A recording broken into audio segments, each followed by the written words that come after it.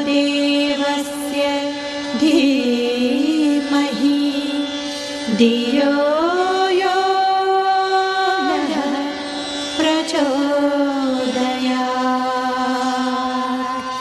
छत्तीसगढ़ की इस धर्म में पावन धरा पर जहां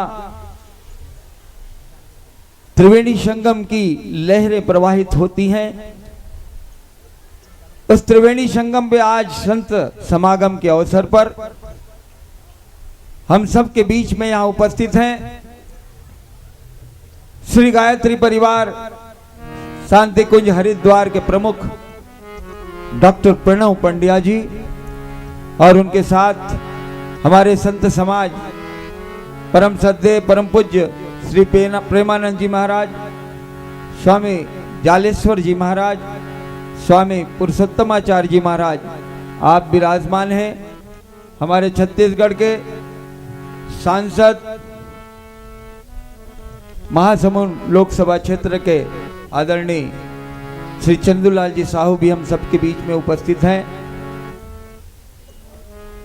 आज इस धरा का ऐसा एक स्वर्णिम अवसर है। मैं ये कहूं कि व्यक्ति अगर अपने चिंतन में किसी व्यक्तित्व को लाता है, एक ऐसा चिंतन जिस चिंतन के माध्यम से सारा विश्व में परिवर्तन की सोच हो, पूरे विश्व में एक धर्ममय वातावरण निर्मित करने की सोच हो और पूरे विश्व में सुख शांति प्रदान करने की दिशा में एक ज्ञानमय प्रकाश आलोकित करने की दिशा में चिंतन हो, ऐसा चिंतन परम पूज्य परम श्रद्धेय पूज्य पंडित श्री रामचंद्र जी आचार्य, जिन्होंने एक ऐसी ज्योत प्रकट की, उस ज्योत में संपूर्ण विश्व आज आलोकमान हो रहा है। यह हम सब के लिए बड़ी प्रसन्नता की बात है कि डॉक्टर प्रणव पंड्या जी एक ऐसा नाम, एक ऐसा व्यक्तित्व जिसने अपना संपूर्ण जीवन मानव जीवन की सुख शांति के लिए, मानव जीवन को धन्य करने की दिशा में जिन्होंने अपना संपूर्ण जीवन समर्पित कर दिया। एक ऐसा वैज्ञानिक जिसने अपने विज्ञान के माध्यम को एक धर्ममय कार्य में लगाया, नई वातावरण निर्माण करने की दिशा में, जिसके कर्मयोग की सुगंधी आज संपूर्ण विश्व में फैली हुई है, ऐसे डॉक्टर प्रणव पंड्या जी हम सबके बीच में यहाँ उपस्थित हैं। एक बार जोर से तालियां हो जाएं डॉक्टर प्रणव पंड्या जी के लिए। मैं सबसे पहले छत्तीसगढ़ शासन संस्कृति पर्यटन विभाग की ओर से इस पूरे संपूर्ण राजिम कुंभ में जिसके कर्मयोग की सुगंधी है, संपूर्ण लोगों की व्यवस्था की दिशा में जो अपनी नींद खराब करते हैं, ऐसे पर्यटन विभाग के विशेष कर्तव्य अधिकारी श्री गिरीश बिस्सा जी से मैं आग्रह करूंगा, आदरणीय डॉक्टर प्रणव पंड्या जी का एवं संत समाज का वे अभिनंदन करें, स्वागत करें। श्री प्रताप पारेख जी संस्कृति विभाग की ओर से हमारे बीच में यहाँ उपस्थित हैं, उनसे भी मेरा आग्रह है डॉक्टर प्रणव पंड्या जी और संत समाज का वे सम्मान करें, अभिनंदन करें, वंदन करें, नमन करें। श्री प्रमोद पांडे जी से भी मेरा आग्रह है वे कृपया यहाँ आकर परम श्रद्धेय संत समाज का अभिनंदन करें। मैं नाम लेता जा रहा हूँ, हम सबके बीच में उपस्थित हैं श्री दिलीप पानीग्रही जी, उनसे भी मेरा आग्रह है कृपया आकर यहाँ अभिनंदन करें और आशीर्वाद ग्रहण करें। श्री डॉक्टर अरुण मरहड़िया जी, श्री प्रेम शंकर गौठिया जी, आदरणीय श्री राम विनोद शर्मा जी, उनसे भी मेरा आग्रह है कृपया आएँ जल्दी जल्दी, क्योंकि समय हम सबसे ज़्यादा अधिक लेना चाहते हैं परम पूज्य डॉक्टर प्रणव पंड्या जी का। डॉक्टर राम कुमार साहू, श्री विकास साहू जी, श्री विक्रम मेघवानी जी, श्री सुनील श्रीवास्तव जी, हर कोई यहाँ जितने भी लोग बैठे हैं सब चाहते हैं कि आज डॉक्टर प्रणव पंड्या जी और पूज्य संत समाज का वे स्वागत करें, अभिनंदन करें। हमारे बीच में परम श्रद्धेय परम पूज्य दंडी स्वामी जी भी यहाँ पधारे हैं, उनके भी अभिनंदन स्वागत के लिए मैं आदरणीय गिरीश बिस्सा जी से आग्रह करूंगा कि उनका भी अभिनंदन करें। हमारे बीच सांसद श्री चंदूलाल जी साहू का भी आप अभिवादन करें, आदरणीय गिरीश बिस्सा जी।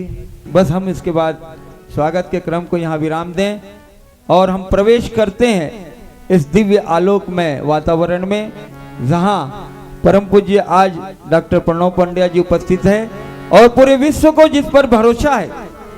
मैंने अपने जीवन में एक कथा सुनी थी। 3 दोस्त थे, उसमें एक का नाम था दौलत, एक का नाम था विद्या और तीसरे का नाम था भरोसा। तीनों दोस्तों ने अपने आपस में ये सोच रखा था कि जीवन में चाहे कैसा भी क्षण आए हम आपस में कभी अलग नहीं होंगे। लेकिन जीवन में एक दिन ऐसा क्षण आया कि भरोसे को, दौलत को और शिक्षा को, विद्या को अलग अलग होना पड़ा। तीनों दोस्त रो रहे हैं, आंखों से आंसू बह रहे हैं कि आज हम तीनों दोस्त अलग अलग हो जाएंगे तो हम कहां जाएंगे, क्या करेंगे। रोते रोते दौलत ने शिक्षा से पूछा कि बता हे मित्र, अब तो हमको अलग अलग होना है, हम कहां जाएं। तो शिक्षा ने जवाब दिया कि मैं शास्त्रों में, हम साधु संतों के मुखमंडल पर और स्कूलों में मैं चली जाऊंगी। शिक्षा का जाना तय हो गया। उसने दौलत से पूछा, रोते रोते दौलत ने जवाब दिया मैं महलों में और अमीरों के यहाँ चली जाऊंगी। और उसके बाद जब अवसर आया भरोसे का, सब भरोसा एक तरफ मुंह करके रखा हुआ है, भरोसे की आंख से अविरल अश्रु बह रहे हैं, चेहरे से टपकते अश्रु पैरों के नाखून तक पहुंच रहे हैं। भरोसा सिसक सिसक के रो रहा है। दोनों मित्रों ने पूछा कि बता भरोसा तू कहां जाएगा। भरोसा रोते रोते एक लंबी सांस खींचता है और कहता है कि देखो मित्रों, मैं भरोसा जीवन में एक बार चला गया तो कभी लौट कर नहीं आऊंगा। इसलिए व्यक्ति को अपने भरोसे पर निहित रहना चाहिए। याद रखें, अपने दिल में जो भरोसा बैठा है, आज पूरा विश्व गायत्री परिवार पर भरोसा कर रहा है कि एक परिवर्तन अगर कोई ला सकता है तो गायत्री परिवार ला सकता है। उस भरोसे को कहीं अब जाने न देना आप लोग। इसी विश्वास के साथ हम प्रवेश करते हैं स्वागत संबोधन के लिए। हम सब के बीच में महासमुंद लोकसभा क्षेत्र के सांसद परम आदरणीय श्रद्धेय श्री चंदूलाल जी साहू उपस्थित हैं। वे सब आप सब की ओर से, पूरे शासन की ओर से स्वागत करेंगे।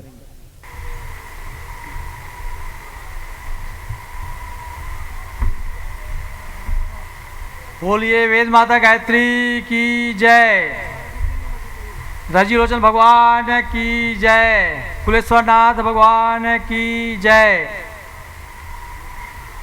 आज हम सबके बीच में उपस्थित गायत्री परिवार के प्रमुख पूज्यवर डॉक्टर प्रणव पंड्या जी, उपस्थित सम्माननीय पूजनीय प्रेमानंद महाराज जी, पूजनीय पुरुषोत्तम नंद महाराज जी, डांडी स्वामी महाराज जी, उपस्थित दूर दूर से आए हुए सभी भाइयों बहनों माताओं पत्रकार साथियों, अन्य गायत्री परिवार के उपस्थित सभी परिजनगण और हरिद्वार से पहुँचे हुए सभी डॉक्टर साहब से पहुँचे हुए हमारे पूजनीगण, सम्माननीय मर्यादा जी और अन्य सहयोगी साथीगण। आज हम सबके लिए खुशी की बात है कि गायत्री परिवार के प्रमुख हम सबके बीच में उपस्थित हुए हैं। शासन की तरफ से लगातार प्रयास ही जारी रहा कि डॉक्टर साहब यहाँ हम सबके बीच में उपस्थित हो, लेकिन कार्य के व्यस्तता के कारण हम सबके बीच उपस्थित नहीं हो पाते थे। आज हम सबका सौभाग्य है जो हम सबके बीच में डॉक्टर साहब उपस्थित हैं। डॉक्टर साहब को मैं पूरा गायत्री परिवार की तरफ से, क्षेत्र की जनता की तरफ से और छत्तीसगढ़ शासन के माननीय मुख्यमंत्री डॉक्टर रमन सिंह की ओर से और संस्कृति एवं पर्यटन मंत्री बृजमोहन अग्रवाल की तरफ से हार्दिक अभिनंदन, स्वागत, वंदन और नमन करता हूं, प्रणाम करता हूं जो हम सबके बीच में पहुंचे हुए हैं। कल माननीय बृजमोहन अग्रवाल जी मुझे बोल रहे थे कि हमारा विधानसभा का सत्र चल रहा है और संभवतः मैं आने का प्रयास तो करूंगा, लेकिन डॉक्टर साहब 3 बजे तक यहाँ रुकेंगे, अगर मैं नहीं आ पाऊंगा तो आप उनके साथ में रहना। तो मैंने कहा बृजमोहन अग्रवाल जी को कि भाई साहब डॉक्टर साहब मेरे छत्तीसगढ़ में आ रहे हैं और वो भी मेरे राज्य में आ रहे हैं, यही सोचकर मैं दिल्ली से अपने लोकसभा का 1 दिन का सत्र छोड़ करके यहाँ उपस्थित हुआ हूँ। ये हम सबके लिए सौभाग्य की बात। निश्चित रूप से मैं ज़्यादा बोलना नहीं चाहता। परम पूज्य गुरुदेव श्री राम शर्माचार्य जी के जो उद्देश्य है, वो उद्देश्य को आगे बढ़ाने के लिए डॉक्टर साहब समर्पित हैं। डॉक्टर साहब को जिम्मेदारी सौंप के गए हैं और डॉक्टर साहब उनके कार्यों को हम सबके बीच में ही नहीं बल्कि पूरा देश और दुनिया में लगातार ले जा रहे हैं। यहाँ हम सबका कर्तव्य बनता है कि गुरुदेव की जो सोच है, जितने गायत्री परिवार से जुड़े हुए हैं उन सबका सोच है कि उनके सोच को हम किस प्रकार से प्राप्त करें। गुरुदेव का मुख्य उद्देश्य मनुष्य में देवत्व का उदय और धरती पे स्वर्ग का अवतरण। जब तक साथियों, माताओं, बहनों, जब तक हम अपने आप को नहीं सुधारेंगे, हम साधना आराधना तो करें लेकिन इसके साथ साथ अपने आसपास के लोगों को भी सुधारने का कोशिश करें, उनके चरित्र निर्माण में सहयोग करें। तो इस सहयोग करेंगे तो निश्चित रूप से गुरुदेव कहते हैं कि मनुष्य जन्म बड़े भाग्य से मिला है और मनुष्य में अद्भुत क्षमता, असीमित क्षमता विद्यमान है। उस क्षमता को जगाने के लिए छत्तीसगढ़ शासन की तरफ से यहाँ कुंभ का आयोजन तो किया गया।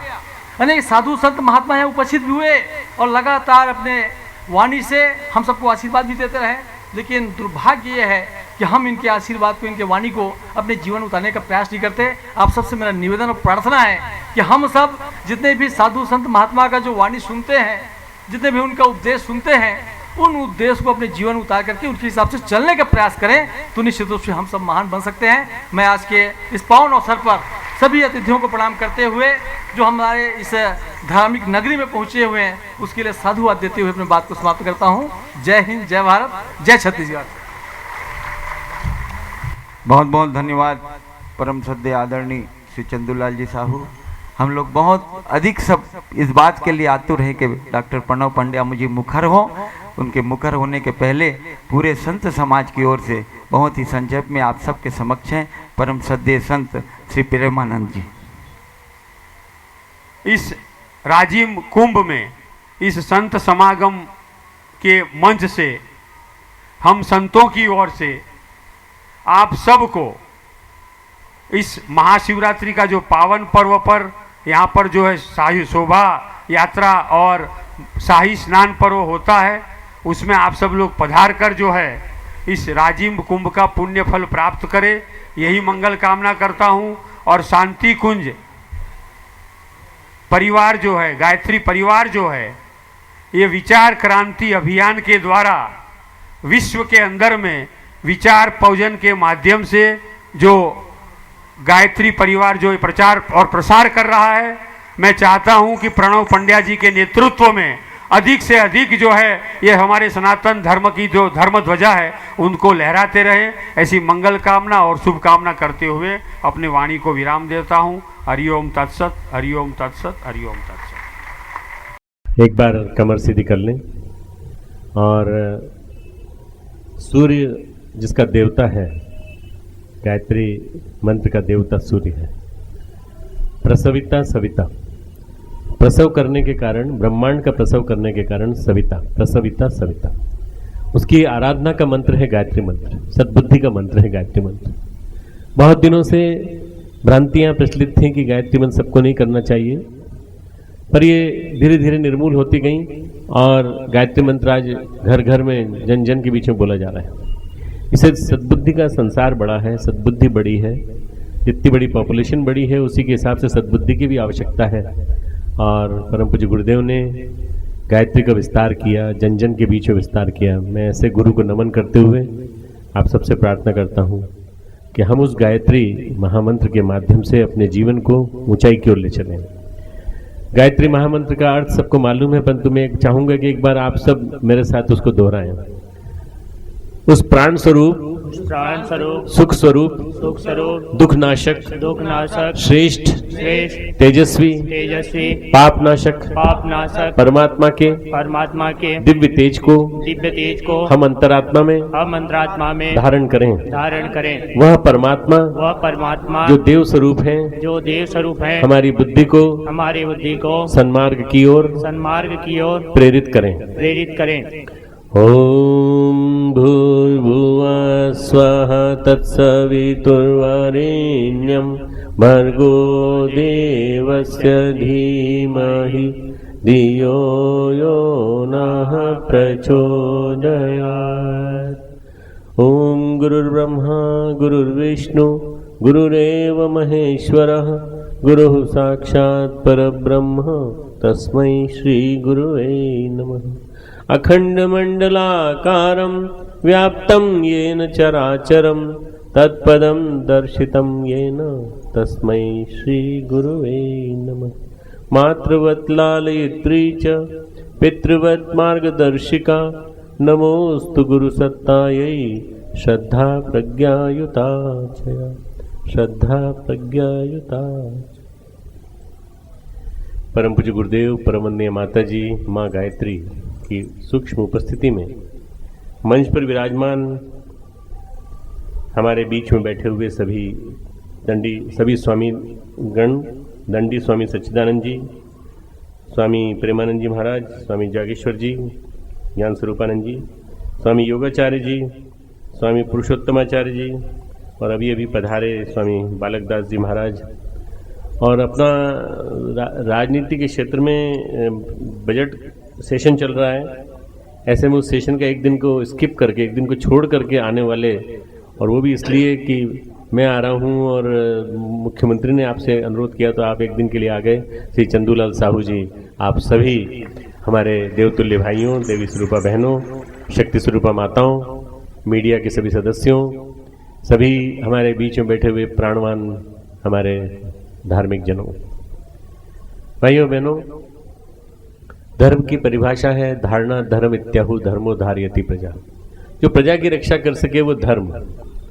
धर्म ध्री धातु से बना है और धर्म के बारे में बहुत सारी बातें कही जाती है कि धर्म क्या है। धर्म वो जिसका पालन करने से आदमी की रक्षा होती हो, जिसको पालन करने से आदमी के जीवन में महानता का संचार होता हो। धर्म के 10 लक्षण बताए गए हैं, धर्म की न जाने कितनी परिभाषाएं बताई गई हैं, पर वो सब, उन सब विस्तार में जाने का मेरा मन नहीं। धर्म के साक्षात स्वरूप यदि हम देखें तो 2 अवतार हमारे जीवन में दिखाई पड़ते हैं। एक राजीव लोचन भगवान रामचंद्र जी भगवान, जो यहाँ जिनके ननिहाल है और जो यहाँ से गुजरे। मैं इस भूमि को नमन करता हूँ, छत्तीसगढ़ की भूमि को प्रणाम करता हूँ, बार बार प्रणाम करता हूँ कि भगवान राम ने यही रास्ता क्यों चुना। भगवान राम वंचितों के बीच में से, जनजाति वर्ग के बीच में से, रीछ वानरों के बीच में होते हुए नल नील के साथ काम करने के लिए, रावण से, असुरता से लड़ने के लिए यहीं से गए थे, यही उनका रूट था। और छत्तीसगढ़ की भूमि का कण कण मुझे बहुत पावन लगता है। मुझे ऐसा लगता है कि मेरा जरूर पूर्व जन्म का कोई संबंध है इस छत्तीसगढ़ की भूमि से, तो मुझे बार बार आने का मौका मिलता है, बार बार आने का मौका मिलता है। पर अपने आप को दुर्भाग्यशाली मानता हूँ कि राजिम के इस महाकुंभ में मैं पहली बार आया हूँ। मैं समझता हूँ कि इसमें आमंत्रण में कोई कमी नहीं रही। हर साल मेरे को मुख्यमंत्री जी और हमारे आपके पर्यटन मंत्री हैं अग्रवाल जी, उनके बराबर संदेश आते रहे, निमंत्रण आते रहे, एक नहीं 5-5, 6-6, पर मैं नहीं समय निकाल पाया। ये समय मेरे लिए बड़ा विषम होता है निकलने में। पर इस बार संयोग क्या हुआ, उन्होंने मुझे पकड़ लिया। मैं अहमदाबाद में था कल, 3 दिन का युवा सम्मेलन था गुजरात का, पूरे 2-2.5 हज़ार युवा, पूरे प्राणवान युवा वहाँ इकट्ठे हुए थे और उन प्राणवान युवाओं को मार्गदर्शन दे रहा था मैं। और इसी बीच उनको पता चला कि अहमदाबाद में है, तो उन्होंने अहमदाबाद से मेरी फ्लाइट दिल्ली की कैंसिल करा के अहमदाबाद से भोपाल होते हुए मुझे रायपुर ला के खड़ा कर दिया। मैं आज सुबह रायपुर से, अहमदाबाद से रायपुर आया हूँ और आज शाम को वापस चला जाऊँगा। मेरी कल मीटिंग है, ज़रूरी मीटिंग्स हैं, तो इसलिए मैं एक दिन से ज़्यादा नहीं रुक पाऊंगा। पर मेरा कभी मन है कि मैं 9-10 दिन के लिए यहाँ रहकर अनुष्ठान करूँ, कल्पवास करूँ, कभी 9 दिन तक सत्संग करें, साथ साथ रहें। पूरी छत्तीसगढ़ के हमारे जो गायत्री परिजन हैं वो सब यहाँ आए, यहाँ रहें, संगम में मैं भी स्नान करूँ, राजीव लोचन जी के रोज दर्शन करूँ, ये मेरा मन है। भगवान राम जिन्होंने मर्यादा पुरुषोत्तम की पदवी प्राप्त की, उसको यदि आज के युग में एक युग धर्म मान लिया जाए। धर्म के कई स्वरूप हैं, आपातकालीन धर्म, युग धर्म, मानव धर्म, राष्ट्र धर्म। जो सबसे महत्वपूर्ण है वो है आज की परिस्थितियों में जिस धर्म का पालन किया जाना चाहिए मित्रों, वो परिवार टूट रहे हैं, परिवार बिखर रहे हैं। छोटी छोटी बातों में पति पत्नी आपस में लड़ बैठते हैं, घर छोड़ देते हैं और उसके बाद सेपरेशन हो जाता है, डाइवोर्स हो जाता है और तलाक होने के बाद अलग अलग हो जाते हैं। बहुत घटना इतनी हैं। मेरे पास करीब 40-50 लड़कियां हैं, 40-50 महिलाएं हैं जो छत्तीसगढ़ की पिछली बार छोड़ दिया। परित्यक्ताओं का एक विलक्षण संसार है, जिनको कि बेचारे को जीवन में कभी पारिवारिक दाम्पत्य जीवन का सुख ही नहीं मिला। ऐसी केवल छत्तीसगढ़ की कहानी नहीं, मैं तो पढ़े लिखे बड़े शहरों की भी कहानी सुना रहा हूं कि वहां भी यही स्थिति है। प्रेम विवाह हुआ, प्रेम विवाह होने के 10 दिन बाद, 5 दिन, 15 दिन बाद छोटी छोटी बातों में विवाद हुआ और शादी के बाद अलग हो गए। क्या हमको भगवान राम नहीं याद आते? क्या हमको माता जानकी सीता नहीं याद आती? क्या हमको नहीं लगता कि क्या हम उन आदर्शों को स्थापित कर सकते हैं?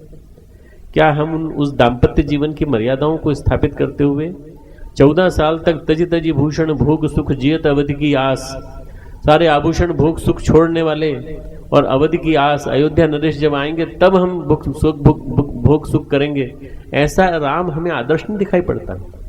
क्या उस राम के जिसने कि अपने सारे के सारे सुखों को त्याग दिया, उस राम को जो कह सकता था कि नहीं भगवान पिताजी, दशरथ पिताजी, आप हमारी जो ये कर रहे हैं अन्यायपूर्ण है, सेपरेशन होगा तो न्यायपूर्ण होगा, हाई कोर्ट में चलेंगे, सुप्रीम कोर्ट में चलेंगे, कह सकते थे वो? उन्होंने कुछ नहीं किया। उन्होंने कहा पिता का आदेश है और हंसते हुए स्वीकार करके वन में चले गए। और ऐसा भाई कहाँ मिलेगा जो भाई कहता है कि पिताजी मैं अपने बड़े भ्राता, मैं आपके साथ चलूंगा, आपकी रक्षा कौन करेगा, आपके साथ में चलूंगा। पत्नी को छोड़कर नई नई शादी हुई, आए, पत्नी के साथ एक रात भी नहीं बिताई, साथ में यहाँ आ गए। भाभी की और भैया की रक्षा कौन करेगा? मित्रों 14 साल तक जब तक भगवान राम वनवास में रहे तब तक अयोध्या में, आप आश्चर्य होगा ये सब बातें जान करके, मालूम भी होंगी आपको, हो सकता है विद्वान लोग हैं आप सब, 14 साल तक अयोध्या में कोई भी संतति पैदा नहीं हुई, कोई भी संतान पैदा नहीं हुई। क्यों? क्योंकि सबने आभूषण छोड़ दिए, भोग छोड़ दिए, सुख छोड़ दिए। पारिवारिक जीवन का जो एक स्वरूप होता है गृहस्थ जीवन का, वो छोड़ दिया। सब के सब जप में लगे रहे कि भगवान राम की असुरता पर विजय प्राप्त हो। भगवान राम जब आएंगे तब यहाँ किलकारी गूंजेगी किसी बालक की, भगवान राम के आने की प्रतीक्षा है। और 14 साल बाद जब भगवान राम आए तो उसके 1.5 साल बाद पहला बालक पैदा हुआ अयोध्या में। मित्रों ये अपने आप में बड़ा विलक्षण उदाहरण है धर्म का, कि धर्म का पालन करने वाले राजा जहाँ होते हैं वहाँ पर धार्मिकता का साम्राज्य होता है, और धार्मिकता जहाँ होती है वो सदाचार, कर्तव्य परायणता सब होती है। आज अपने देश में नारियों के साथ बलात्कार हो रहा है, दरिंदगी का एक समूह नृत्य देखने को मिलता है, नशे का बाजार है, नशा सरकार ही चलाती, कोई सरकार का कोई व्यक्ति बैठा हो, साहू जी बैठे हैं, बुरा न माने, हम लोग शराब पैदा करते हैं, शराब की दुकानें खुलवाते हैं और शराब की दुकानें खोल के लाइसेंस बांटते हैं, और वही शराब पी के लोग झूमते झूमते सड़क पे चलते हैं। और जब उनका बहुत ज़्यादा नशा हो जाता है तो वो फिर न माँ देखते हैं, न बहन देखते हैं, न छोटी 3 साल की लड़की देखते हैं, बलात्कार कर बैठते हैं। मित्रों ये सारा के सारा जो स्वरूप है नशेबाजी से भी पैदा हुआ है, कामुकता से पैदा हुआ है, टेलीविजन से पैदा हुआ है। जिस टेलीविजन ने नारी की भोग्या रामणी की तस्वीर पेश की, उनके खिलाफ क्यों नहीं आंदोलन खड़ा होता? उनके खिलाफ क्यों नहीं लोग बोलते? वो जो इतने गंदे गंदे नाच करने वाली महिलाएं हैं, बहनजियां हैं, माताजियां हैं, जो नाचती रहती हैं पर्दे पर और टीवी पर, और जो घर घर में पहुंच गई, अब तो जहां जाओ वहां घर घर में टीवी में पहुंच रही, और वो सारे के सारे जो है उत्तेजित करते हैं। मुझे एक बहन जी की बात याद आती है। एक बहन जी इस संघर्ष में लग गई पूरी तरह से। अभी आपने सुना होगा कि दिल्ली में जो कांड हुआ था हमारी निर्भया नाम की बहन के साथ, अनाम नाम है उनका, असली नाम अभी तक नहीं मालूम कि कौन थी वो जिसको इतनी बुरी तरह से मार दिया गया दरिंदगी से। उनके प्रदर्शन में ढेरों सारे बिना किसी शक्ल सूरत वाले, बिना किसी नाम वाले, बिना किसी पदवी वाले, बिना किसी तरह के नेतृत्व वाले कोई नेता नहीं था उनमें से। सारे के सारे युवा थे। सारे युवा पहुंच गए और युवाओं ने जैसे ही किसी को आते देखा जो नेतागिरी करने के मूड में था, उसको बाहर निकाल दिया। हमारी वो बहन जी गायत्री परिवार की थी, पटियाला की, वो पहुंची तो उनको कहा बहन जी बाहर निकलो, यहाँ पे आपका ये बैनर नहीं चलेगा। अच्छा बैनर नहीं चलेगा पर मेरी बात तो चलेगी, मैं आपके साथ सहयोग कर सकती हूँ। सहयोग करिए, लेक्चर मत दीजिए हमको। हम लोग विरोध कर रहे हैं, हम लोग विरोध ये कर रहे हैं कि इसके लिए जन आक्रोश पैदा होना चाहिए, जन जागृति पैदा होना चाहिए। धीरे धीरे वो उनमें घुल मिल गई। आचार्य श्री राम शर्मा जी का चिंतन उन्होंने उनके बीच में घुमाया, साहित्य बांटा, और उसके बाद उन्होंने देखा कि वो मशाल लिए घूम रहे हैं। तो उन्होंने कहा ये मशाल किस चीज की प्रतीक है? तो बोले हम सबकी संयुक्त शक्ति का प्रतीक है। तो बोले मैं तो ऐसे ही गुरु की शिष्य हूँ जो लाल मशाल लेकर के चलता है और लाल मशाल को अपना उत्तराधिकारी मानता है। तो बोले फिर आप आ जाइए, आप हमारे साथ अंदर आ जाइए। ढेर सारे दिया के हमारे सदस्य, ढेर सारे गायत्री परिवार सदस्य फिर उनके साथ मिल गए और मित्रों काम करने लगे। वो तिहाड़ जेल गई, बलात्कार के एक आरोपी से उन्होंने बातचीत की कि भाई तुम बताओगे तुम क्यों इतना दरिंदगी भरे काम किया तुमने, इस कांड के नहीं, किसी और कांड के। और पूछा कि ये जो आपके मन में जो पैदा हुआ कि ये ऐसा करना चाहिए, ये कैसे पैदा हुआ, आपको पश्चाताप नहीं होता? तो उन्होंने कहा बहन इतना पश्चाताप होता है, इतना पश्चाताप होता है, पर मैं क्या करूं, मैं अपनी यौन उत्तेजना को रोक नहीं पाया। करीब 21-22 साल का था। उसने एक फिल्मी कलाकार का नाम लिया जिसने कि कोई गाना गाया होगा फिल्मी, जिसमें कमर मटका मटका कर। तो उन्होंने कहा कि उस तरह की जो नृत्य आते हैं इसको सरकार क्यों नहीं रोकती? हम तो चलो देखते हैं, पर हम देखना बंद कर देंगे यदि सरकार इन सब पे बंदिश लगा देगी। लोक नृत्य पे बंदिश लगाने की जरूरत नहीं है, पर इस तरह के जो अश्लील प्रदर्शन है, कामुक प्रदर्शन है, इन पर रोक लगनी चाहिए। उस बहन ने एक PIL दाखिल की और सुप्रीम कोर्ट में वो PIL चल रही है। पूरा गायत्री परिवार उसके साथ काम कर रहा है कि अश्लील प्रदर्शन पर रोकथाम लगनी चाहिए और उसके साथ साथ शराब पीकर हुड़दंग मचाने वालों को कड़ी से कड़ी सजा दी जानी चाहिए, कड़ी से कड़ी सजा दी जानी चाहिए। जब कड़ी से कड़ी सजा की बात आएगी तो उसको भी डिसाइड करेंगे कैसी होनी चाहिए सजा। मित्रों, नारी के प्रति जब ये भाव होता है तो हमें भगवान राम याद आते हैं, जिन्होंने माँ शबरी की बेर खाए, झूठे बेर खाए, और जिन्होंने नारी की रक्षा के लिए माता जानकी के लिए उन्होंने उनको बचाने के लिए और उनके रावण के जो था, जिस तरह से बोलबाला था, उससे बचाने के लिए उन्होंने पूरा के पूरा एक सुरक्षा का तंत्र बनाया और एक पूरी सेना खड़ी की, और वो भी छोटे मोटे लोगों से, ज्यादा बड़े लोग नहीं थे, छोटे मोटे लोग, रीछ वानर, नल नील, जामवंत, हनुमान, ये सब, इन सब ने मिलकर के पूरा ये रक्षा का तंत्र बनाया। ऐसे रामचंद्र जी का ये छत्तीसगढ़ है मित्रों, और ऐसे भगवान राम के जैसे धर्म की स्थापना होना जरूरी है। वैसे के वैसे ही सारे भारत में, सारे विश्व में मर्यादाओं को स्थापित करना बहुत जरूरी है। जो मर्यादाओं की रक्षा करे, मर्यादाओं को स्थापित करे, वो धर्म। जो मर्यादा बना दे कि ये देखो आपको इससे आगे नहीं जाना है, बस ये आपकी मर्यादा है, इससे आगे नहीं जाना है, बस ये आपकी मर्यादा है। ये मर्यादा यदि स्थापित हो जाएंगी तो हमारे स्टूडेंट्स गड़बड़ाएंगे नहीं, हमारी माता बहनें अपने पति के अत्याचार से पीड़ित नहीं होंगी, हमारी बहनें अपने कंट्रोल में रहेंगी। और हमारे यहाँ परिवार में जो बच्चे आज जवाब देने लगे हैं टीवी के प्रभाव से, मीडिया के प्रभाव से, वो बच्चे जवाब न दे करके अपने माता पिता की बात मानेंगे, आज्ञाकारी बनेंगे, संस्कारवान बनेंगे। जगह जगह बाल संस्कार शालाएं चलेंगी, और बाल संस्कार शालाओं के माध्यम से लोगों में एक तरह से संस्कार ऐसे आएंगे कि महामानव बने, देवता बने। क्योंकि इस देश की माटी इतनी पावन है मित्रों कि मुझे लोग कहते हैं डॉक्टर साहब आप इतने देशों में गए हैं, 80 देशों में गए, न जाने कितनी बार होके आए हैं, आपको नहीं लगता ये देश इतना गंदा है और ये देश ऐसा है और ये ऐसा है? कभी अगले जन्म में कभी मौका लगे तो आप किसी विदेश में जन्म लेना चाहेंगे? मैं उनसे कहता हूँ ये धरती इतनी पावन है मित्रों कि इस पे अवतार जन्म लेते रहे, महाभारत जन्म लेते थे। मुझे 1000 बार जन्म मिले तो 1000 बार मैं भारत भूमि में जन्म लेना चाहूंगा और यही मरना चाहूंगा, क्योंकि इससे ज्यादा पवित्र धरती कोई नहीं। सारे अवतार, सारे पैगंबर, सारे के सारे देवदूत, सारे महामानव, सारे शहीद जितने भी हैं, मैं नहीं कह रहा सब ऐसे जो बाहर कुछ नहीं हुए, बाहर भी हुए हैं, तो मित्रों उनका अनुपात 10%, 90% महामानव भारत में पैदा हुए।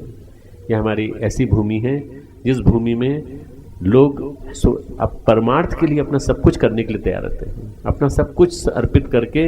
और आप जैसे संत लोगों को देख रहे हैं, संत महात्मा यहाँ बैठे हैं, अपना सारा सब कुछ भगवान के काम के लिए लगा दिया, सब कुछ। मैं तो गृहस्थ आदमी हूँ, मैं महामंडलेश्वर नहीं हूँ, और मैं एक वैज्ञानिक हूँ। वैज्ञानिक होने के नाते, एक चिकित्सक होने के नाते आज भी मैं पेशेंट्स देखता हूँ, कार्डियोलॉजिस्ट हूँ, हृदय रोग विशेषज्ञ हूँ, तो वो भी देखता हूँ, अपनी लेबोरेटरी भी चलाता हूँ, और सारे देश विदेश की विभिन्न कॉन्फ्रेंसेज में भी जाता हूँ। तो फिर आप कैसे आप यहाँ आ गए संत महात्मा सम्मेलन में? आप तो महात्मा नहीं है, कैसे आ गए? मालूम नहीं भाई, आपने बुलाया तो मैं आ गया। आप लोगों ने मुझे ऐसा माना कि मैं धर्म के मार्ग पे चल रहा हूँ और अपने गुरु के काम को आगे बढ़ा रहा हूँ, तो आपने मैं आ गया। और मैं वास्तव में धर्म का सही स्वरूप मैंने गुरुदेव के साथ रह के समझा, जब गुरुदेव ने वैज्ञानिकता के साथ जोड़कर धर्म को मुझे समझाया। वैज्ञानिक अध्यात्मवाद, विज्ञान सम्मत अध्यात्मवाद, जिस धर्म में और अध्यात्म में परिष्कार की गुंजाइश हो और परिष्कृत धर्म जिसके आधार पर हम एक नया जमाना ला सके, नया तंत्र खड़ा कर सके, वो वाला।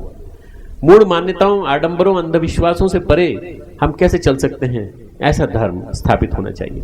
ये हमारे गुरुदेव की परिकल्पना थी। मित्रों, मैंने एक ब्रह्मचर्य शोध संस्थान स्थापित किया। ध्यान करने से क्या परिवर्तन आते हैं हृदय में, जप करने से क्या परिवर्तन आते हैं। अगर आप मंदिर की घंटियां बजाते हो और वहां जाके बैठ के आप जप करते हो तो आपको क्या क्या क्या प्रभाव पड़ता है आपके ऊपर। सारे के सारे वैज्ञानिक प्रयोग किए और एक 80,000 प्रयोगों की पूरी की पूरी एक पुस्तिका लिखी। पूरी उन प्रयोगों का निष्कर्ष लिखना ब्रह्मचर्य शोध संस्थान प्रयोजन और प्रयास। वो पूरी पुस्तक में डिटेल में लिखा हुआ है कि आप कैसे जीवन में धर्म को उतारें और कैसे आपके जीवन में परिवर्तन ला सकता है। या आज की युवा पीढ़ी ने इसको पकड़ लिया और आज वो युवा पीढ़ी मेरे साथ है। ढेरों युवा, आज लाखों युवा हमारे साथ हैं और वो ढेरों प्रयोग कर रहे हैं। बाल संस्कार शाला के प्रयोग, गरीबी उन्मूलन के लिए स्वावलंबन के प्रयोग, छोटे छोटे गांव में। मैं अभी 1 महीने पहले रायघर होके आया उड़ीसा में। वहां पर साक्षरता ही नहीं है। आप बोले जाइए, लेक्चर देते जाइए, कोई फर्क नहीं पड़ने वाला उनको। साक्षरता का स्तर 0 के बराबर है वहां पर। वहां साक्षरता के प्रयोग चलने चाहिए। मैं वहां एक संस्थान खोल रहा हूं, बहुत बड़ा एक संस्थान, जहां प्रशिक्षण चलेगा। और रायघर उड़ीसा से का बेल्ट, पूरा का पूरा बस्तर का लगा हुआ बेल्ट, फरसगांव, रान्ना और वहां से लेकर के कांकेर तक का पूरा बेल्ट, इस नगरी तक का बेल्ट, पूरे इस बेल्ट को संस्कारवान शिक्षा देने का तंत्र पूरा खड़ा करेंगे। ये स्कूली शिक्षा से नहीं होगा, ये होगा तो आध्यात्मिक शिक्षा से होगा और आध्यात्मिक शिक्षा का तंत्र खड़ा करेंगे। इसी तरह से मित्रों, शिक्षा के साथ साथ जो सबसे ज्यादा जरूरी है वो है युवा। जो छत्तीसगढ़ का युवा है वो यहां से बाहर न जाए। गांव का युवा गांव में रहे, गांव का पानी गांव में रहे, गांव की खेती गांव में रहे और गांव जिंदा रहे। अब गांव मरते जा रहे हैं, शहर पैदा होते जा रहे हैं, बड़े बड़े कस्बे, बड़े बड़े शहर। ये शहरीकरण की आंधी में कहीं गांव लुप्त न हो जाएं, सरोवर लुप्त न हो जाएं, तो हमने एक अभियान चलाया, हरित सरोवर अभियान, कि जो चारों तरफ से हरियाली से ढके हों, गंदगी न हो और उनके तटों की सफाई होती रहे, वहाँ जड़ी बूटियाँ लगें और जड़ी बूटियाँ लगने के साथ साथ गाँव को हम जिंदा करें। बहुत कुछ सीमा तक छत्तीसगढ़ में जिंदा हैं गाँव अभी भी, परंतु जो हैं वो कहीं लुप्त न हो जाएं, कारखाने न बन जाएं, ऐसा न हो कि सब कुछ समाप्त हो जाए। इसलिए मित्रों, हमारी खेती जो है वो पूरी की पूरी इस पे डिपेंड करती है कि यहाँ से क्या होता है। धान का कटोरा कहते हैं इसको, कहीं वो कटोरा छोटा नहीं हो जाए, बहुत छोटा, खिला ही नहीं सके पूरे देश को। वो धान का कटोरा ही बना रहे और ये सरोवरों में जल ऐसे कैसे ही बना रहे। जल का संरक्षण करें, तट की शुद्धि करें, नगरों के जल की शुद्धि करें, महानदी के किनारे शुद्ध हों। महानगर नदी का जो जल है वो पूरा के पूरा छत्तीसगढ़ को पानी पिलाता है। मित्रों, उसके माध्यम से हम सफाई करके और उसके हम जल का हम लोग भागीरथी गंगाभिषेक एक कार्यक्रम चलाते हैं जिसमें हम जल शुद्धि करते हैं। पॉलीथीन ने इस देश का सबसे बड़ा नुकसान किया है। पॉलीथीन के बजाय पेपर, हैंडमेड पेपर और उसके अलावा यूज्ड कपड़े, जो पुराने कपड़े होते हैं उनके बैग्स, ये जूट के बैग्स, ये बना बना के डिस्ट्रीब्यूट करने का तंत्र, जड़ी बूटियों को जगह जगह लगाकर जड़ी बूटियां जो होती हैं उनको उनकी प्रोसेसिंग करके उनका तंत्र। ये मैं वास्तविक धर्म बता रहा हूँ। ये धर्म असली धर्म है जो आदमी को पेट के लिए पेट के लिए कुछ रोटी देगा, और जो पेट के लिए रोटी न दे सके वो धर्म किस काम का? वो भिक्षाजीवी बना देगा। भिक्षाजीवी नहीं बनाना हमको, हमें अपने पैरों पे खड़ा आदमी चाहिए, अपने पैरों पे जो खड़ा होकर के और दूसरों का भी पेट भर सके, दूसरों को भी रास्ता दिखा सके, ऐसा कुछ तंत्र खड़ा करने का मन है तो यहाँ होगा। मित्रों, मैंने शिक्षा की और विद्या की सार्थक क्रांति की बात कही। राजनांदगांव में एक देव संस्कृति विश्वविद्यालय जो शांतिकुंज में है, वैसा ही एक मॉडल खड़ा करने का संकल्प लिया तो आपके मुख्यमंत्री जी ने सहयोग दिया, जमीन अलॉट कर दी और पूरा के पूरा सारा के सारा खर्चा, हम सरकार से खर्चा नहीं लेते, सरकार से जमीन लेते हैं बस, क्योंकि जमीन सरकार की है। उनसे जमीन लेकर के फिर हम उसमें खड़ा करेंगे और इतने कम मूल्य पर हम शिक्षा देंगे और हाई क्वालिटी की शिक्षा देंगे। हम शिक्षक प्रोवाइड करेंगे जो हमारे यहाँ से निकल के पढ़ करके निकले हैं। छत्तीसगढ़ के बहुत सारे बालक हैं, योग सिखाएंगे उनको, विभिन्न प्रकार की भारतीय संस्कृति की विधाएं सिखाएंगे। आपकी जो संस्कृति है, छत्तीसगढ़ की संस्कृति, पर्यटन की संस्कृति, इस संस्कृति को मैं बहुत बहुत साधुवाद देता हूँ अपने संस्कृति पर्यटन मंत्री ब्रजमोहन अग्रवाल जी को और माननीय रमन सिंह जी को, मुख्यमंत्री जी को, कि इन दोनों ने यहाँ की संस्कृति को जिंदा रखा है और जिंदा रख करके इन्होंने कोशिश की है कि पूरा का पूरा देश उमड़ के आए और यहाँ के पर्यटन को के स्वरूप को देखे। मैं चाहता हूँ कि ये हमारी जो यूनिवर्सिटी बनने जा रही है राजनांदगांव में, ये दक्षिण कैंपस होगा, बिलासपुर में हम उसका उत्तर कैंपस बनाएंगे। तो देव संस्कृति विश्वविद्यालय के दो भाग होंगे। उत्तरी भाग उत्तरी भाग होगा बिलासपुर में, जो पूरा सरगुजा से लेकर ऊपर तक के बेल्ट को सप्लाई करेगा। विद्यार्थी, छात्र, अध्यापक सारे के सारे वहीं से निकल के आएंगे। मैंने डॉक्टरों से संकल्प करवाया है कि डॉक्टर आप संविधान देंगे।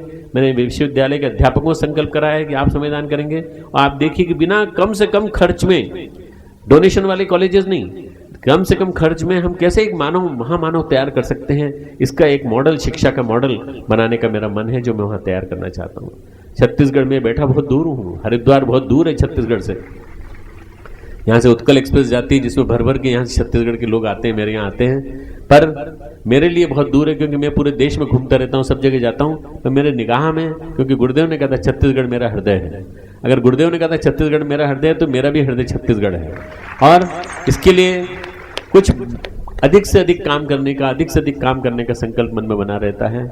एक धार्मिक तंत्र का प्रवक्ता होने के नाते और धर्म क्षेत्र का एक अग्रणी होने के नाते मेरा मन है कि ये जो लाखों करोड़ों लोगों का जो गायत्री परिवार है, उसमें जो छत्तीसगढ़ का जो स्थान है वो बहुत ऊंचा बना। मैं जिसकी बात कर रहा था, वैज्ञानिक धर्म, परिष्कृत अध्यात्म, वो जीवंत होना चाहिए। और वो जीवंत रहे, और हमारी पुरानी मान्यताएं, जो जिन मान्यताओं के आधार पर हमारा धर्म खड़ा हुआ था, जिसने यहाँ आने वाले अनाचार को, यवनों के अनाचार को रोका, जिसने यहाँ आने वाले हमारी क्रिश्चियनिटी को रोका, और जिसने यहाँ हमारे भारत में प्रवेश करने वाले पर इतना हमारा धर्म उदार है कि हर किसी को स्थान देता है, किसी को मना नहीं करता, आने को स्थान देता, पर कहता अपनी बात करो, अपना धर्म को प्रचार करो, पर हमारे धर्म को बदलो मत। जब तुम कन्वर्जन करने लगते हो तो हमें दुख होता है। किसी की आइडेंटिटी को नहीं बदल सकते, किसी की पहचान को नहीं बदल सकते आप। जब आप किसी की पहचान को बदलते हैं तो आप उसकी आत्मा के साथ खिलवाड़ करते हैं, और इसका पाप आपको कई जन्मों तक लगेगा यदि आपने किसी के धर्म बदलने की कोशिश की। तो मित्रों, ये जो धर्म है ये जिंदा इसलिए रहना चाहिए, भारतीय धर्म, हिंदू धर्म, सनातन धर्म इसलिए जिंदा रहना चाहिए, और इसकी जो शाश्वत परंपराएं हैं इसलिए जिंदा रहना चाहिए, ताकि हम सही अर्थों में समाज को एक सही नमूना दे सकें, मॉडल दे सकें। एक गीता का श्लोक है, यद्दाचरति श्रेष्ठ तत्त देवेत्तरो जनाः स यत् प्रमाणम कुरुते लोकः तद अनुवर्तते। इसका अर्थ बताता हूं। भगवान गीता में कहते हैं अर्जुन से कि अर्जुन, श्रेष्ठ व्यक्ति जो आचरण करता है सारा संसार उसका अनुकरण करता है। श्रेष्ठ व्यक्ति जो आचरण करता है सारा संसार उसका अनुकरण करता है। वो जो प्रमाण स्थापित कर देता है कि देखिए ये प्रमाण है, उस प्रमाण के हिसाब से ही सारी दुनिया चलती है। वाणी से नहीं आचरण से बदलेगा देश, वाणी से नहीं आचरण से बदलेगा देश। आचरण में उतरना चाहिए। मित्रों, वाणी से बोलने वाले तो हजारों प्रवक्ता हैं, हजारों लेक्चरर हैं, हजारों स्पीकर्स हैं, हजारों भाषण देने वाले। अरे लोकसभा में चले जाइए, साहू जी से पूछ लीजिए, अच्छा लेक्चर देने वाले, एक डेढ़ घंटे तक धारा प्रवाह लेक्चर देने वाले, अपने तर्कों के माध्यम से सामने वाले को परास्त कर देने वाले अच्छे वक्ता वहां बैठे हुए हैं। पर क्या वो अच्छे व्यक्ति भी हैं? क्या वो चरित्रवान हैं? क्या उन्होंने जीवन में उतारा है? ढेर सारे वक्ता पूरे देश में मिल जाएंगे आपको, पर क्या उनके जीवन में उतरा है? आप उनसे पूछिए, क्या आपके जीवन में उतरा है? युक्तेश्वर गिरी स्वामी जी महाराज, हमारे परमहंस योगानंदी जी, जिनकी आपने किताब पढ़ी होगी, एक योगी की आत्मकथा, आप में से किसी ने नहीं पढ़ी हो, देखिएगा, एक योगी की आत्मकथा, ऑटोबायोग्राफी ऑफ योगी। युक्तेश्वर गिरी जी की श्लोक समझा रहे थे, और श्लोक समझाते समझाते कुछ संस्कृत के विद्वान आके बैठ गए। पंडित लोग थे, उन्होंने उनकी गलती पकड़ ली, और गलती पकड़ के क्या, व्याकरण की गलती थी, बस उसके ऊपर बहस करने लगे। आपको ये नहीं आता, आपको ये नहीं आता, आपको वो नहीं आता, और आप उसके बावजूद भी अपने शिष्यों को गलत पढ़ा रहे हैं। तो 1 घंटे तक उनके सुनते रहे, बहुत ही विनम्र भाव से सुनते रहे। और उसके बाद जब सुन लिया उन्होंने, तो उसके बाद उन्होंने कहा, स्वामी जी महाराज अब मैं बोलूं? हाँ बोलिए। आप संस्कृत के पंडित हैं, आप इतने बड़े विद्वान हैं, आप मुझे इतना बता सकते हैं, जितना आपने जो कहा, जो भी आपने बड़े बड़े प्रमाण दिए, क्या इनमें से कोई एक भी श्लोक आपके जीवन में उतरा है? क्या इनमें से कोई एक भी श्लोक आपके प्रमाण में उतरा है? आपने इसको जीवन में उतारा है? नहीं भैया, तो हम तो शास्त्र पंडित लोग हैं, हम तो शास्त्र की बातें कहते हैं, जीवन में नहीं उतारा हमने, पर हम तो बोलते हैं बस। तो जब जीवन में नहीं उतारा तो हमें क्यों बता रहे हो भाई? जीवन में उतरना बहुत जरूरी है, जीवन में उतरना बहुत जरूरी है। आचरण से जब तक आदमी नहीं बोलेगा मित्रों, तब तक धर्म का प्रभाव नहीं पड़ेगा। इसलिए जितने भी धर्म पे चलने वाले लोग हैं उनको अपने जीवन में उतारना पड़ेगा, ताकि वो आपके जीवन में उतरे, रिप्लिकेट हो, मल्टीप्लाई हो और ढेरों लोगों के हृदय में वो स्थापित होने लगे, तब जाकर के प्रभाव पड़ेगा धर्म का। मित्रों, ये धर्म जो है, इसकी व्याख्या मेरे गुरुदेव ने परिष्कृत अध्यात्म की है। परिष्कृत अध्यात्म, ये परिष्कृत अध्यात्म जो है कर्मकांडों की उपेक्षा नहीं करता। कर्मकांड टूल्स हैं, उपकरण हैं, शुरू की चीजें हैं। हमारे प्रारंभिक स्वच्छता से लेकर अनिवार्य जितनी भी चीजें हैं, पवित्रीकरणम, शिखा स्थापनम, सब कुछ जरूरी है। गायत्री परिवार करता है पूरा सब करना चाहिए, पर इसके बाद जो है चिंतन में, आचरण में पवित्रता का समावेश भी करना चाहिए। अगर वो समावेश नहीं किया तो कोई फायदा नहीं आपका। इसलिए ये जो बहुत ज्यादा जरूरी चीजें हैं, इन चीजों की स्थापना करना, समाज के निर्माण के लिए रचनात्मक प्रयोजन आरंभ करना और ढेर सारे प्रयोग शुरू करना, यह हमारे धर्म तंत्र के लोगों का काम होना चाहिए। मित्रों, हमारे धर्म के ऊपर आक्रमण हो रहा है कुछ ऐसे लोगों के कारण जो ढोंगी आचरण करते हैं, उनके कारण, दंभाचरण के कारण। हम यदि एक परिष्कृत अध्यात्म का तंत्र खड़ा कर सके, धर्म तंत्र खड़ा कर सकें, इस राजिम महाकुंभ के माध्यम से मैं आपको वचन देता हूं कि यदि इस तरह के डायलॉग्स स्टार्ट होते हैं और कुछ काम आरंभ होता है, तो प्रतिवर्ष इस राजिम के कुंभ में आने को तैयार हूं और अपनी बात कहने के लिए तैयार हूं। और न केवल बात कहूंगा, बल्कि मैं राजी करूंगा सभी महात्मा जो उपस्थित है यहाँ पर, इनको मैं आमंत्रण दूंगा कि हम सब मिलकर के क्यों ना छत्तीसगढ़ को एक आदर्श राज्य स्थापित करें, और आदर्श राज्य स्थापित करके यहाँ से धर्म की क्रांति करें कि धर्म कैसा होना चाहिए। अगर किसी को देखना है तो यहाँ आकर के देखें, मंदिरों की नगरी, मंदिरों का राज्य, मंदिर ही मंदिर, चारों तरफ मंदिर ही मंदिर, जहाँ जाइए वहां नेचुरल ग्रीनरी, भगवान कण कण में बसे हैं यहाँ, और भगवान कण कण में बसे होने के नाते यहाँ सब कुछ है, परंतु बस यही है कि कहीं जान है तो कहीं जान नहीं है। हम कैसे जान स्थापित कर सकते हैं मित्रों, ये हमको करना पड़ेगा। संगम बहुत पवित्र स्थान है, स्नान करना चाहिए, पवित्र होना चाहिए। पर तुलसीदास जी ने कहा है कि सबसे बड़ा संगम कौन सा है? काक हुई पिक बकहूं मराला, जहां कौआ भी हंस बन जाए, वो मानस की गंगोत्री में यहाँ स्नान करना सीखें, मन में स्नान करना सीखें, अपने हृदय में स्नान करना सीखें।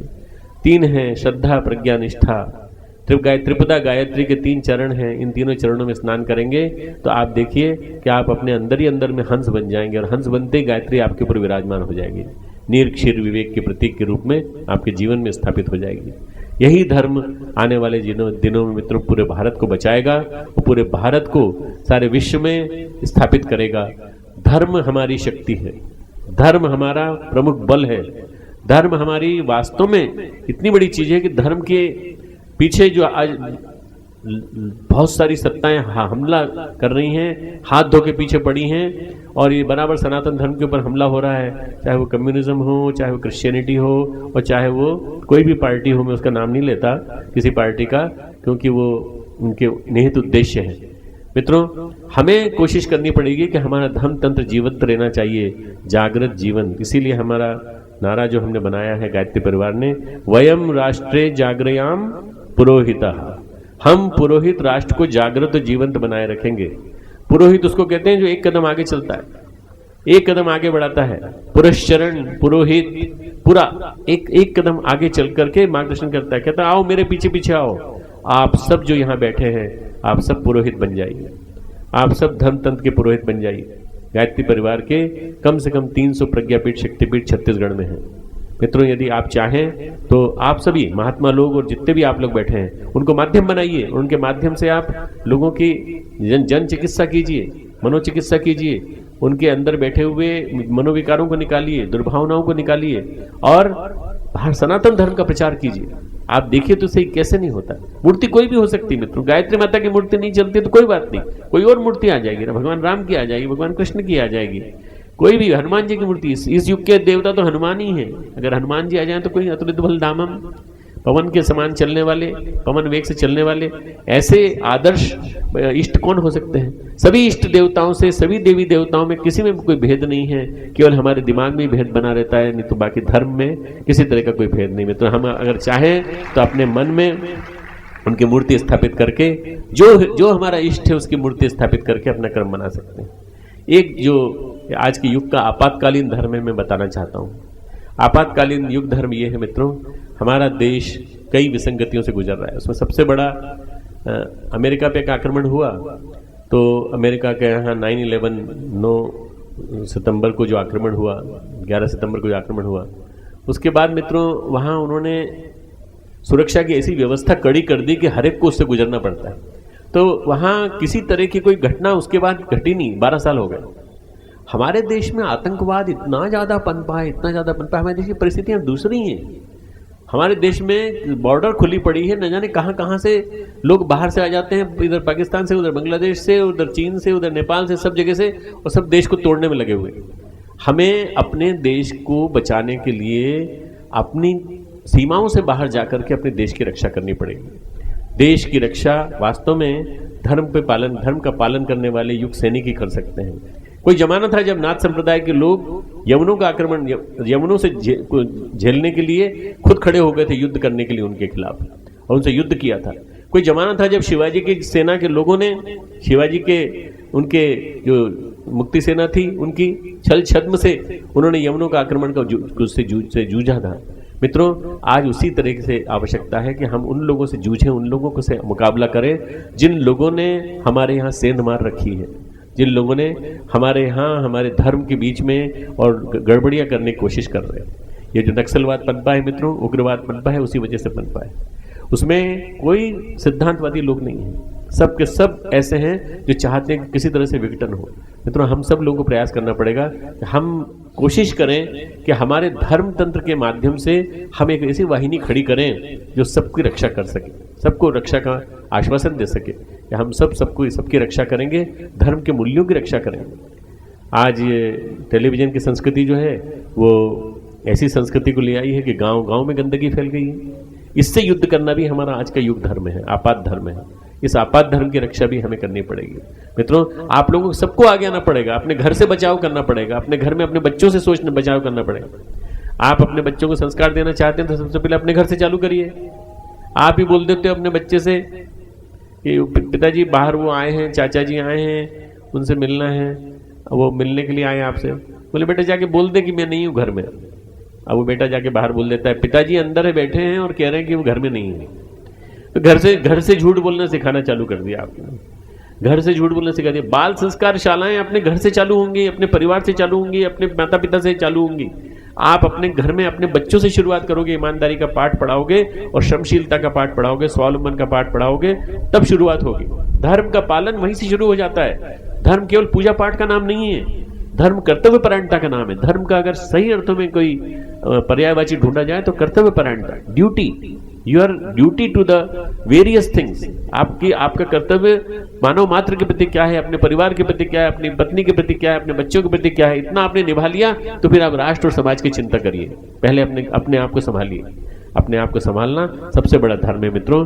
ये छत्तीसगढ़ का जो प्रबुद्ध वर्ग यहाँ बैठा हुआ है, जो हमारे धार्मिक वर्ग बैठा हुआ है, जो भी यहाँ समझदार लोग बैठे हैं, उन सबसे मैं उम्मीद करता हूँ कि निश्चित रूप से आने वाला समय बड़ा अच्छा है। सतयुग आने वाला, 21वीं सदी का आगमन बहुत अच्छा होने वाला है। ये जो 2013 का वर्ष चल रहा है, दो साल और थोड़े से ऐसे हो सकते हैं जिसमें बहुत ज़्यादा डिस्टर्बेंसेज हों। और 2015 के बाद आपको सतयुग की लाली दिखाई पड़ने लगेगी। 2020 के बाद आपको बहुत कुछ अच्छा परिवर्तन दिखाई देने लगेगा। और 2020 के बाद परिवर्तन इतना तेजी से होगा कि 2050 तक जाकर भारत पूरे विश्व का अखिल विश्व का नायक बन जाएगा और सारे विश्व का शासन कर रहा होगा, आर्थिक दृष्टि से, आध्यात्मिक दृष्टि से। किसी को ये चिंता करने की जरूरत नहीं 2050 तक जिंदा रहेंगे कि नहीं, मैं खुद नहीं रहूंगा, आपको चिंता करने की जरूरत नहीं। पर आपको अपने भारत के भविष्य के प्रति आशान्वित होना चाहिए। जिस देश में स्वामी विवेकानंद जन्मे, जिस देश में स्वामी रामकृष्ण परमहंस जन्मे, जिस देश में रामानंद महर्षि जन्मे, जिस देश में श्री अरविंद जन्मे, जिस देश में आदि शंकराचार्य आए और जिस देश में आचार्य श्रीराम शर्मा जैसे महापुरुष आए, जिस देश में ऐसे ऐसे महापुरुष जन्मे हैं मित्रों, ये देश को कोई कभी चोट नहीं पहुंचा सकता। इसकी भूमि, इसकी चट्टान, इसकी नींव इतनी मजबूत है कि कोई लाखों यूनान मिश्र रोमा सब मिट गए जहां से, कुछ बात है कि हस्ती मिटती नहीं हमारी। तुम लाखों कोशिश कर लो, तुम लाखों क्रिश्चियंस को लाके यहाँ बिठा दो क्रिश्चियनिटी में कन्वर्ट करने की कोशिश करोगे, हम नहीं बदलेंगे, हम दुनिया को बदल देंगे और तुमको बदल देंगे और तुमको दिखा देंगे कि असली धर्म क्या होता है, पर हम नहीं मिटेंगे, हम नहीं मिटेंगे। ये आपको बार बार अपने आप को कहना है और स्वयं को पाश्चात्य सभ्यता से बचाए रखना है, अंधानुकरण से बचाए रखना है, भारतीयता को जिंदा बनाए रखना है। भारतीयता धोती कुर्ता पहनना नहीं होती, भारतीयता होती है अपनी भारतीय संस्कृति के मूल्यों, मान्यताओं, मानकों को जीवन में उतारने का नाम। यदि आपने वो कर लिया, बहुत आनंद आ जाएगा। मैं आप सबको प्रणाम करते हुए, आप सबके हृदय में बैठे हुए भगवान को प्रणाम करता हूँ। और इतने पावन तट पे बैठे हैं, मैं पहली बार आया हूँ, कोशिश करूँगा कि मैं हर वर्ष आऊँ और आकर के यहाँ बैठूँ आपके बीच में और अपनी बात कहूँ, आपके बीच में रह करके यहाँ थोड़े दिन, एक दिन इतना समय निकाल के आऊँ कि साधना कर सकूँ कुछ यहाँ पर, यहाँ के शक्ति से, यहाँ की कुछ ऊर्जा लेकर के, ऊर्जा की तरंगे लेकर के जाऊँ और अन्य स्वामी महात्मा जितने भी यहाँ आते हैं उनका भी कुछ आशीर्वाद लेकर के जाऊँ और इस गायत्री परिवार के माध्यम से इस राष्ट्र को एक सही अर्थों में जगत गुरु बनाने की जो बात हम लोग कहते हैं, भारत जगत गुरु सुनिश्चित रूप से बनेगा और फिर इसको सोने की चिड़िया कहा जाएगा। ये इसमें किसी प्रकार का संशय किसी के मन में होना नहीं चाहिए। मित्रों, ये भारत का सबसे बड़ा सौभाग्य है कि हम भारतवासी इस भारत में जन्मे हैं और आप सबका सौभाग्य है। खूब खूब मंगल कामनाएं। पंडित श्री राम शर्माचार्य जी की वही छवि, वही झलक, वही वाणी का ओज डॉक्टर प्रणव पंड्या जी में दिखता है, क्योंकि ये एक ऐसे गुरु के कृपा पात्र हैं, गुरु परंपरा के एक ऐसे निर्वाहक हैं और जिसमें देखिए हम लोगों में ये व्यवस्था नहीं है। लेकिन इतना जरूर कहना चाहूंगा, आपने छत्तीसगढ़ की माटी के बारे में जो कहा, छत्तीसगढ़ की माटी महान है, ये सभी कहते हैं। यहाँ के प्रदेश शासन की ओर से यह निवेदन भी करूंगा कि आपने जो आज यहाँ पे बात कही है उसे वादा की तरह निभाइएगा। हर वर्ष राजिम कुंभ में आप आए और पूरा गायत्री परिवार यहाँ पर इस यज्ञ को अपनी आहुतियां देकर, सेवा देकर इसको संपन्न करे। यह हम सब का कार्यक्रम है। पूरे विश्व के अंदर एक माता है, भारत माता, तो पूरे भारत के अंदर बड़े गर्व के साथ कहता हूं मेरी जन्मभूमि है यह माटी। यदि पूरे विश्व में भारत एकमात्र देश है जिसे माता कह के पुकारा जाता है, तो पूरे देश के अंदर एकमात्र प्रदेश है छत्तीसगढ़ जिसे महतारी कह के पुकारा जाता है। छत्तीसगढ़ महतारी। और क्यों ना हो, क्योंकि भगवान राम जैसे को जन्म देने वाली माँ कौशल्या ने यहाँ जन्म लिया है। ये तो संपूर्ण माटी माँ है। आज डॉक्टर प्रणव पंड्या जी ने वही बात यहाँ पे कही है। अखिल विश्व गायत्री परिवार जो कर रहा है और जो संत समाज चाहता है, जिसके लिए राजिम कुंभ किया जाता है, जीव सेवा तत्शिव सेवा। हमें किसी चमत्कार की दुकानदारी के लिए हम कुंभ मेला नहीं लगाया गया है। हमें किसी प्रकार की यहाँ पर अपने अपने पंथ संप्रदाय का प्रदर्शन नहीं करना है। हमें अपने अपने झंडे नहीं गाड़ने हैं। हमें तो केवल मां महानदी के तट में बैठकर हम एक हैं यह गुंज करना है और हम सबको एक बनकर इस माटी और इस देश और इस प्रदेश को पूरे विश्व तक लेके जाना है। बहुत बड़ी बात आपने कही कि छत्तीसगढ़ एक मॉडल बने, छत्तीसगढ़ एक ऐसा बने, और यह है। इस बात को मैं सदा कहता हूं, गांव-गांव में कहता हूं। संपूर्ण गायत्री परिवार हमारी गौरक्षा आंदोलन में जुड़ा हुआ है। इस प्रदेश में लगभग 77 गौशाला जो छत्तीसगढ़ गौ सेवा आयोग के द्वारा चलती है, इसमें 27 गौशालाओं का संचालन गायत्री परिवार करता है। इन गौशालाओं में जो काम हो रहा है गौ माता के लिए, जिसके कारण आज पूरे भारत में हम सिर उठा के कहते हैं कि छत्तीसगढ़ में गौ हत्या पे पूर्ण पाबंदी है। यहाँ पे कानून है, उसका पालन होता है। लेकिन इसके साथ साथ एक दो बातें हैं, मैं चाहता था आपसे बात करूं, और डॉक्टर साहब कहते हैं जो बात करना है खुले मंच में करो, हम बंद कमरे में बात नहीं करते। तो आज मैं छत्तीसगढ़ की तरफ से एक निवेदन करना चाहूंगा। परम पूज्य पंडित श्री राम शर्मा जी आचार्य, जो युग निर्माण का एक कार्य, ये युग परिवर्तन का कार्य जो अखिल विश्व गायत्री परिवार के द्वारा है, उनकी तरफ गौ माता की बड़ी टकटकी निगाहें लगी हुई है। मेरी गौ माता बड़ी कातर दृष्टि से आपकी तरफ देखती है, क्योंकि आज मैं इलाहाबाद में 2 महीना रह के आया। मथुरा हमारा केंद्र है, लेकिन मथुरा में भी कत्ल खाना है। गौ माता की हत्या पूरे देश में हो रही है। इसके लिए प्राण प्रण से कार्य करने की आवश्यकता।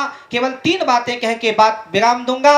यह जो राजिम कुंभ का मंच, और जिस मंच में आज डॉक्टर साहब एक वैज्ञानिक यहाँ बैठा है, एक विज्ञान और धर्म के शोध के साथ एक ऐसा रास्ता निकालिए और एक ऐसा रास्ता निकालकर आदर्शित कीजिए। हम सब करने को तैयार हैं, हम सब प्राण प्रण से करने को तैयार हैं, एक इशारे पे संतों के और आप जैसे लोगों के, कि क्या ऐसा करें।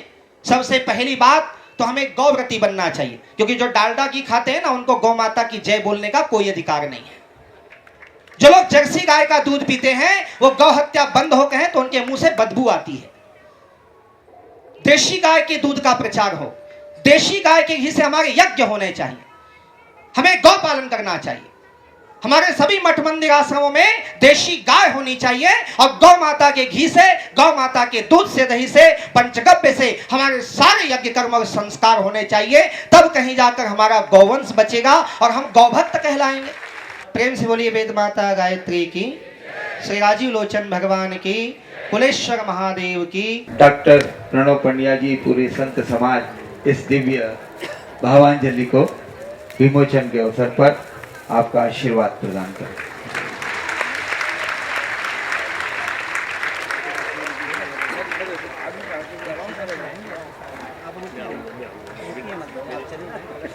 हमारे बीच उपस्थित सांसद, हमारे बीच अभी जिला गरियाबंद के कलेक्टर साहब वासनीकर साहब भी यहाँ उपस्थित हुए, जो हमारे मेला अधिकारी भी हैं, मतलब कुंभ के लिए व्यवस्था अधिकारी हैं। शासन की ओर से, संस्कृति विभाग की ओर से, सभी की ओर से कुंभ का एक स्मृति चिन्ह डॉक्टर साहब को हमारे सांसद महोदय के माध्यम से प्रदान करें। श्री चंदूलाल जी साहू डॉक्टर प्रणव पंड्या को एक स्मृति भेंट प्रदान कर रहे हैं। और देखिए आदान प्रदान कैसा होता है। इधर डॉक्टर प्रणव पंड्या जी भी अपने पूरे संत समाज को साहित्य प्रदान कर रहे हैं। यह होता है सचमुच में धर्मनिष्ठ वातावरण का एक नवनिर्माण। एक बार जोर से तालियां हो जाए सभी संत समाज के लिए, डॉक्टर प्रणव पंड्या जी के लिए।